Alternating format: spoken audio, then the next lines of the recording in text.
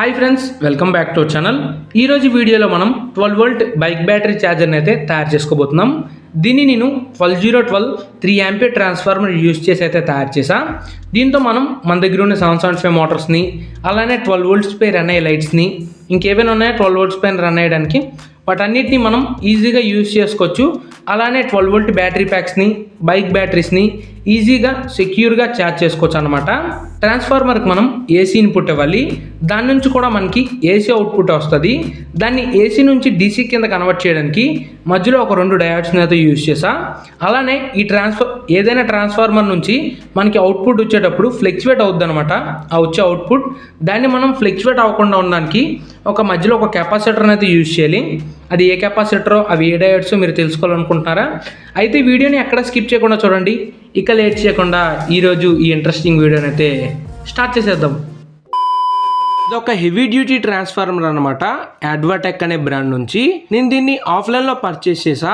ఆ షాప్ అతను అయితే ఇది 100% ప్యూర్ కాపర్ ట్రాన్స్ఫార్మర్ అని అయితే చెప్పాడు. 350 రూపీస్ అయితే ఛార్జ్ చేశాడు అనమాట. ఇది 12012 3 యాంపియర్ ట్రాన్స్ఫార్మర్. దీనిలో మనకి మొత్తం ఒక 5 వైర్స్ అయితే ఉంటాయి అనమాట. లెఫ్ట్ సైడ్ ఉన్న 2 రెడ్ కలర్ వైర్స్ వచ్చేసి ఏసీ ఇన్పుట్ వైర్స్ అనమాట. ఇక్కడ మనం 240 వోల్ట్స్ అయితే ఇన్పుట్ ఇవ్వాలి. రైట్ సైడ్ ఉన్న 3 వైర్స్ వచ్చేసి ఏసీ అవుట్పుట్ వైర్స్ అనమాట. 1212 అవుట్పుట్ వస్తుంది. నెక్స్ట్ ఒక 4700 మైక్రోఫెడ్ 35 వోల్ట్ కెపాసిటర్ ఒకటైతే తీసుకున్నా. ఈ కెపాసిటర్ లో మనకి వైట్ లైన్ ఉన్న సైడ్ వచ్చేసి నెగిటివ్ అన్నమాట. అలానే ఏమీ లేని సైడ్ వచ్చేసి పాజిటివ్ అన్నమాట. అలానే IN5403 డయోడ్స్ వచ్చేసి ఒక 2 పీసులు అయితే తీసుకున్నా. మినిమం 3 యాంపియర్ డయోడ్స్ అయితే యూజ్ చేయండి. ఇప్పుడు ఆ 2 డయోడ్స్ లో మనం పాజిటివ్ సైడ్ ని ప్యారలల్ లో కలుపుకోవాలన్నమాట. మీకు దానిలో పాజిటివ్ సైడ్ తెలియదా? ఆ సిల్వర్ లైన్ ఉన్న సైడ్ వచ్చేసి పాజిటివ్ అన్నమాట. మీకు వీడియోలో కనిపిస్తున్న విధంగా ఆ 2 డయోడ్స్ ని ప్యారలల్ లో కలుపుకోండి. మీకు వీడియోలో కనిపిస్తున్న విధంగా ఆ కెపాసిటర్ పాజిటివ్ నెగిటివ్ టెర్మినల్స్ ని బెండ్ చేసుకోండి. సోల్డరింగ్ చేసేటప్పుడు ఈజీగా ఉంటది అనమాట. ఆ డయోడ్ అండ్ కెపాసిటర్ పాజిటివ్ ని ప్యారలల్ లో కలిపేసా. ఆ 0 వైర్ ని కెపాసిటర్ నెగిటివ్ కి, అలానే ఒక 12 వోల్ట్ వైర్ ని లెఫ్ట్ సైడ్ డయోడ్ టెర్మినల్ కి, అలానే ఇంకొక 12 వోల్ట్ వైర్ ని రైట్ సైడ్ డయోడ్ టెర్మినల్ కి అయితే సోల్డరింగ్ చేసేయండి. అవుట్పుట్ కోసం ఒక 2 వైర్స్ ని తీసుకొని కెపాసిటర్ నెగిటివ్ కి నెగిటివ్ ని, అలానే పాజిటివ్ కి పాజిటివ్ ని సోల్డరింగ్ చేసేయండి. నెక్స్ట్ ఒక ఏసీ కార్డ్ అయితే తీసుకున్నా. ఆ కార్డ్ లో ఉన్న 2 వైర్స్ ని, అలానే మన ట్రాన్స్ఫార్మర్ ఇన్పుట్ వైర్స్ ని రెండింటిని ప్యారలల్ లో కలుపుకోండి. మనకి ఏసీ కరెంట్ కాబట్టి పాజిటివ్ నెగిటివ్ ఉండదన్నమాట. మీరు అటు వైర్ ని ఇటు సైడ్ వైర్ ని అటు సైడ్ కలిపినా మనకి ట్రాన్స్ఫార్మర్ ఈజీగా రన్ అవుద్ది అనమాట, ప్రాబ్లం లేకుండా. నెక్స్ట్ ఒక వుడ్ బేస్ అయితే తీసుకున్నా. ఆ బేస్ కార్నర్ కి మన ట్రాన్స్ఫార్మర్ ని సెట్ చేసి ఒక 2 మార్క్స్ వేసుకొని తర్వాత 2 హోల్స్ వేసుకొని స్క్రూస్ తో టైట్ చేసేస్తా.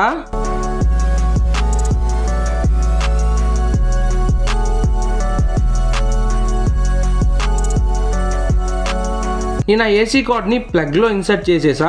చూడొచ్చు మనకు అక్కడ వోల్టేజ్ అయితే అవుట్పుట్ వస్తుంది, స్పార్క్స్ వచ్చాయి కనిపించే కదా.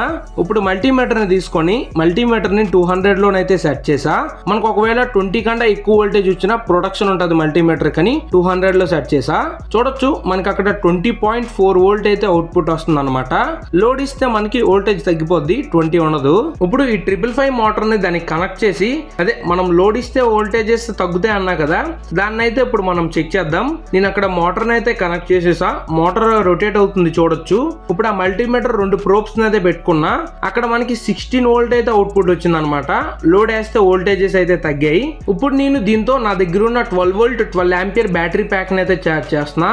అలానే మీరు దీంతో మీ దగ్గర ఉన్న బైక్ బ్యాటరీస్ ని కూడా ఛార్జ్ చేసుకోవచ్చు విత్ ప్రొటెక్షన్ తో. అలానే మనం దీంతో మన దగ్గర ఉన్న ఒరిజినల్ 775 మోటార్స్ గానీ, నార్మల్ 775 మోటార్స్ గానీ ఫుల్ పవర్ లో రన్ చేయొచ్చు అనమాట. చూడొచ్చు అక్కడ 775 motor full RPM and full torque తోనైతే రన్ అవుతుంది.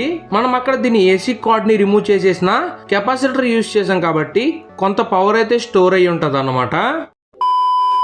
ఒక చిన్న గ్యాప్ తర్వాత వీడియో అప్లోడ్ చేసాం. మీకు వీడియో తప్పకుండా నచ్చుతుంది అనుకుంటున్నా. వీడియో మీకు నచ్చినట్లయితే వీడియోకి లైక్ చేసి మన ఛానల్ని అయితే సబ్స్క్రైబ్ చేసుకోండి. ఇంకా మీకు ఏమైనా డౌట్స్ ఉన్నాయా కింద కామెంట్ సెక్షన్లో వాటిని కామెంట్ చేయలేం. మాకు పెద్ద డౌట్స్ ఉన్నాయి అనుకున్నట్లయితే ఇన్స్టాగ్రామ్లో మీరు నన్ను కాంటాక్ట్ అవ్వచ్చు. ఇన్స్టా లింక్ వచ్చేసి మీకు మన ఛానల్ అబౌట్లోనే ఉంటుంది, లేదంటే ఈ వీడియో డిస్క్రిప్షన్లో కూడా ఇచ్చుంటా.